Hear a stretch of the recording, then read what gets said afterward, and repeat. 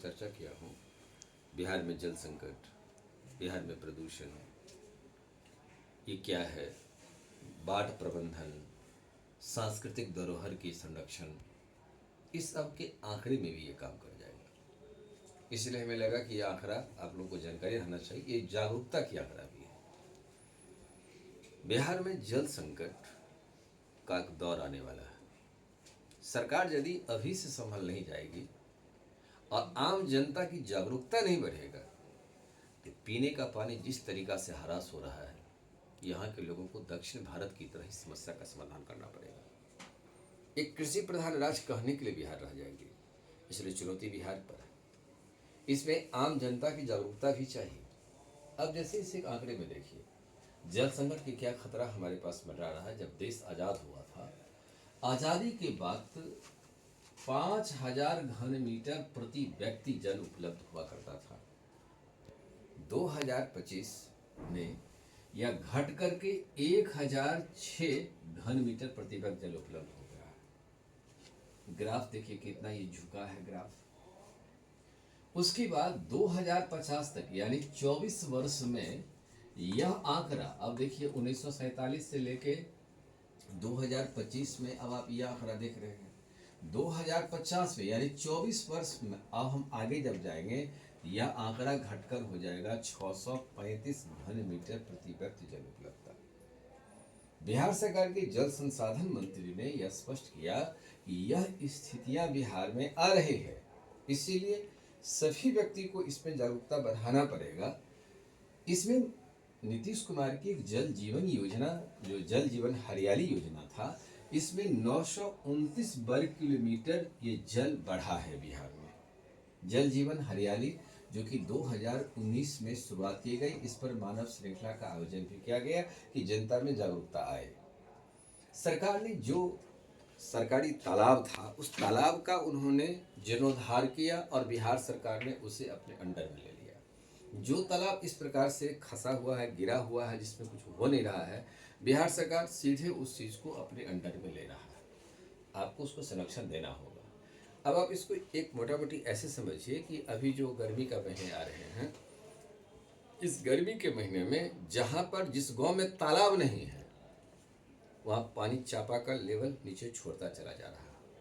अब फिर बारिश का इंतजार करिए, बारिश में बढ़ेगा तो जल लेवल बढ़ेगा। यह हालत राजधानी पटना में भी है कि पटना में भी अब धीरे धीरे आप जो मोटर भरते हैं या पानी चलाते हैं, यह आपको लेवल नीचे भाग रहा है। केंद्र सरकार, अब पेयजल की सिंचाई योजना सरकार इसको बढ़ाना पड़ेगा। इसके लिए सरकार ने क्या किया, केंद्र सरकार ने बाढ़ प्रबंधन, बराज निर्माण, सिंचाई योजना के लिए बिहार को 11,500 करोड़ रुपए का पैकेज दिया। अब इसका सही ढंग से यूटिलाइज हो। इसमें राइट टू इन्फॉर्मेशन, जो हमारा राइट है, इस पर आम जनता भी समझे कि केंद्र सरकार ने जो योजना दिया है, इस योजना को सही ढंग से इस क्षेत्र में यूज किया जा रहा है कि नहीं। इसलिए गांव की जो तालाब है, वो तालाब का जीर्णोद्धार होना चाहिए। पश्चिमी कोसी नहर के लिए कृषि केंद्र सरकार यह योजना दिया है। तो केंद्र सरकार ने 903.86 करोड़ पश्चिमी तटबंध की मरम्मत के लिए दिया है, जो 1970 में इसका उद्घाटन किया गया था। अभी तक पूरा निर्माण नहीं हुआ है। इसके निर्माण कार्य हो 2025-26 में जल संसाधन विभाग बिहार सरकार ने 7451.14 करोड़ रुपए की बजट की मंजूरी दिया है।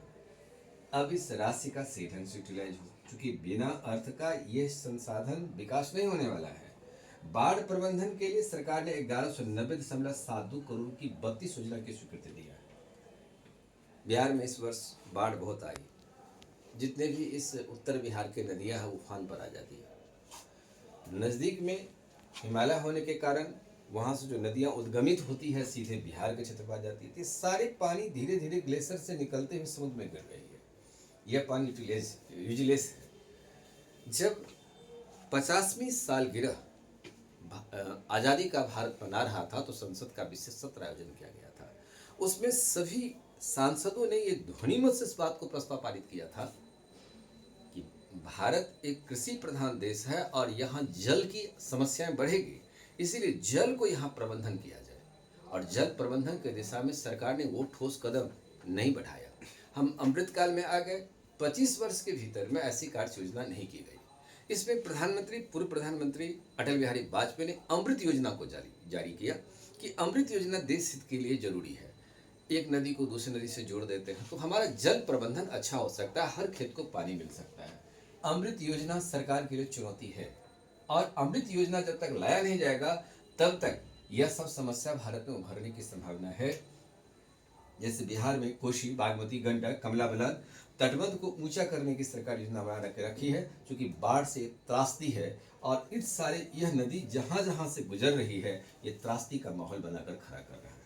उसके बाद सूखा क्षेत्र हो जाता है तो सूखा में फसल भी नहीं लग पाते हैं। तो सरकार को यहाँ पर बाढ़ प्रबंधन की जिम्मेदारी उठाना होगा और सरकार की जो योजनाएं हैं उस योजना को 100% ईमानदारी पूर्वक यूज भी करना होगा।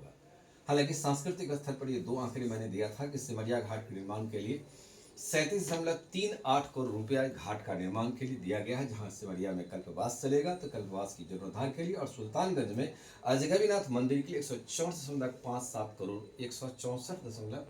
रुपये की सरकार यानी राज्य सरकार की ये पैकेज है। अब यहाँ जो आंकड़ा है आप देख लिया जाए कि आंकड़े किस तरीका से हमारा पानी जो है नीचे लेवल में गिरता जा रहा है। और इससे पूर्व जानकारी जल संकट में मैंने जल प्रदूषण में दिया था कि फर्स्ट लेवल, सेकेंड लेवल और थर्ड एंड फोर्थ लेवल, ये 4 लेवल में हमारे पानी है। तो सेकेंड लेवल तक पीने का पानी बिहार में अब नहीं रह गया है, क्योंकि यहाँ पर सेकेंड लेवल में आर्सेनिक की मात्रा ज़्यादा बढ़ गया। फर्स्ट लेवल तो पानी पीना ही नहीं चाहिए, सेकेंड लेवल में आर्सेनिक की मात्रा और लोहा की मात्रा बढ़ गया है। तीसरा लेवल में आर्सेनिक अभी फिलहाल नहीं है। तो जल जब भी ग्रहण करें वो तीसरा लेवल से, अन्यथा आर्सेनिक के प्रभाव से मानव शरीर में कैंसर जैसी रोग को आमंत्रण देने के बराबर है। इसलिए शुद्ध जल चाहिए और कोई भी फिल्टर ऐसा नहीं है जो आर्सेनिक को फिल्ट्रेट कर सके। इस प्रकार से यह संकट बिहार पर मंडरा रहा है। आवश्यकता इस बात का है कि जनता जागरूक हो जाए और पानी को यथासंभव रूप से उचित मात्रा में बचाने का कार्य करें। जैसे आप यदि 2 गिलास करके पानी आप एक दिन में बचा लेते हैं तो 30 दिन में 60 गिलास पानी हो जाता है। तो 1 दिन का प्रबंधन आप आसानी से कर सकते हैं, 2 दिन का प्रबंधन कर सकते हैं। इसलिए जल है तो कल है, नहीं तो कल नहीं है। जल के बिना जीवन शून्य है।